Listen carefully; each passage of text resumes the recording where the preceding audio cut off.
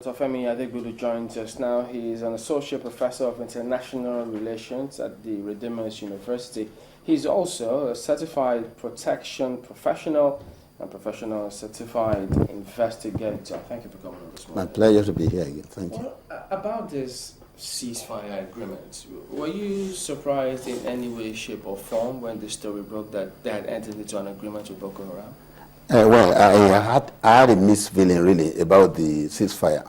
Now, when you talk about ceasefire, depending on who is calling on the ceasefire, ceasefire in ordinary language simply means an armistice or what you call truce. And this is something you reach between two warring factions, pending the time, peace talk. Peace talk will be going on, but there will be a ceasefire. Now the ceasefire we have now, I do not know whether the Boko Haram elements, know anything about it. I do not know. If it's a ceasefire that is called by government, you want to wonder whether the Boko Haram have anything to do with the ceasefire. Because only yesterday or day before, they still attacked some villages in their area, where they have been operating. So if there is a ceasefire simply means a temporary cessation of hostilities between the two factions. So if there is, we don't know the timeline for that temporary. Yeah, it could be for as long as for as long as a day, for as long as weeks, as long as 5 years. It could be depending on what the two people are bringing to the field. To the table to discuss. Now, if a ceasefire is called now by the federal government, I do not know whether the Boko Haram are even willing for any ceasefire. So that's a problem. I think I did say in one of your sister stations that, look, it calls for cautious optimism about this whole thing. That even if there is a ceasefire, Nigerians should go to that negotiating table with their eyes open, because it could be a ploy. I think you actually said that on Friday on the News at 10. You were with us right live, and you said that. But again, just after you said that, within 24 hours, we saw what happened within that region. That comes to mind what you said, that we shouldn't drop our guards. Yeah. You see, because what I read in newspaper, for instance, tend to give a kind of Dorado, a state of maybe Uhuru, as if all is now well, our Chibok girls are going to be released and all that. Some newspapers where I watched with, I said, look, what? So I was taken aback. This shouldn't be. When we talk about ceasefire, this ceasefire is just a temporary agreement. Okay, let us cease hostilities for now. Let's discuss. And that discussion, I said on that platform that, look, it depends on what we are bringing to the table. It depends on what the people, it's a quid pro quo thing. Okay, you give me this, I give you that. Okay, what is Nigeria bringing to the table, and what are the Boko Haram people bringing to the table? What are their demands? What we need right now, I think first on our agenda is the Chibok girl, because it has acquired international stature.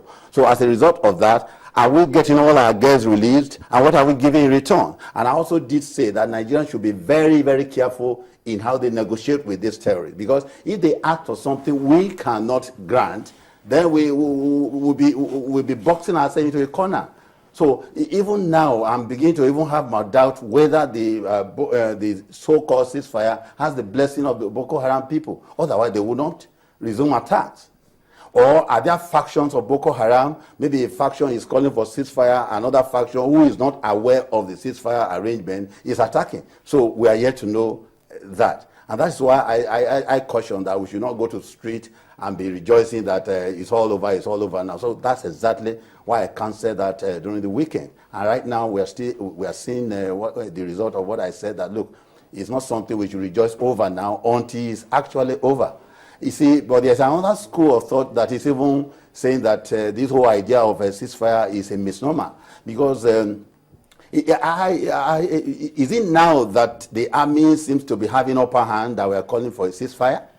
Is it now that the army is almost capturing all their bases and decimating them, we are calling for a ceasefire? So we are on a platform of strength now. We should not be calling for a ceasefire. We should look for a way of completely eradicating them. Okay, we have spent so much money on eradicating these elements, and money is still being spent. Is it now we should call for a ceasefire? When you call for a ceasefire, for instance, and it's coming from you at your own stand, you give them a kind of leeway to begin to make some demands that are so outrageous. And that's exactly what we are likely to see. If actually this ceasefire is being respected by the two parties, you see them now making some demands that are very outrageous, which the federal government cannot meet. And when the federal government fails to meet it, then they resume hostilities. Then some of the word out there is that their wives, their children should be released, maybe in turn for the kidnapped Chibok girls, and who they say they will release in batches. Of course, those demands are very reasonable if it is their wives and their children that they are asking for. But not those criminal elements that have killed people, that have decimated lives, that have destroyed homes and rendered people homeless and all this, killed many of our Nigerian soldiers who have been sponsored and trained by the taxpayers' money, who have destroyed so many assets and things like that. Not those ones, but if it's their children and their loved one, of course, that's a mild demand that federal government can meet. So in exchange for Chibok girls, if you ask me, I would say yes. But there are those who also wonder, why did they choose to call that ceasefire with Nigeria and not Cameroon? Because, I mean, as well as Cameroon, no, they didn't deal with Cameroon, but people are wondering, if they're to call that ceasefire, it should be maybe Nigeria, Cameroon, Chad, all those areas where they operate. But so far, it's just Nigeria. And Cameroon has said that they have sworn that they're going to wipe them out.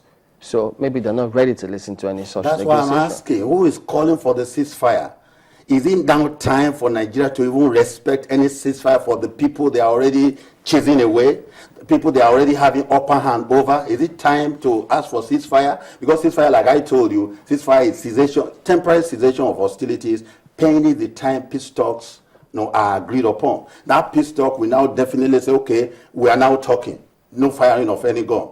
Now, what are we giving in return for this? It's a keep pro quo thing, like I said. Now, I do not really see anything that is so special about this ceasefire thing. I do not think that Nigeria should call for ceasefire at this time, because we have spent so much money equipping the army, buying equipment and all that, to be able to make sure that they are routed. Is it now we'll be calling for ceasefire? Now, the 1 billion or trillion that the president is asking for, to what extent will that be now? So where are we going to spend that? Is it going to be for political reason or whatever? So these are questions out there that people want answers to. But at the same time, if we don't call for ceasefire, lives may be lost. Okay, look at the one that happened only recently. So we wouldn't want that kind of scenario to play itself out again. Lives had already been lost, and so many lives have been lost, even including that of soldiers. What I'm saying is that we have upper hand now, because the game changed actually when Boko Haram started seizing territories and hoisting their flags. So now it's like taking the battle to the familiar terrain that our armies are used to.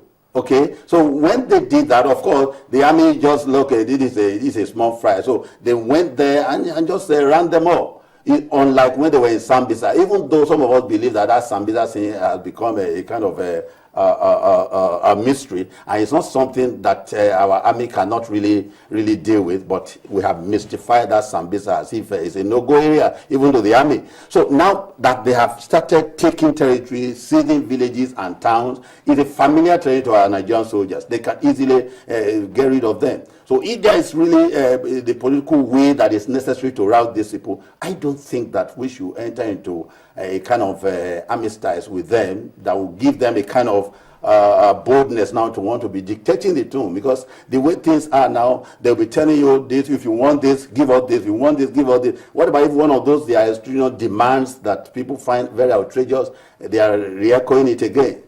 So who's going to grant that? And if you don't grant that, they say, well, since you have not met our demand, we are going back to the trenches. So that is the evil of this armistice that some of us are criticizing.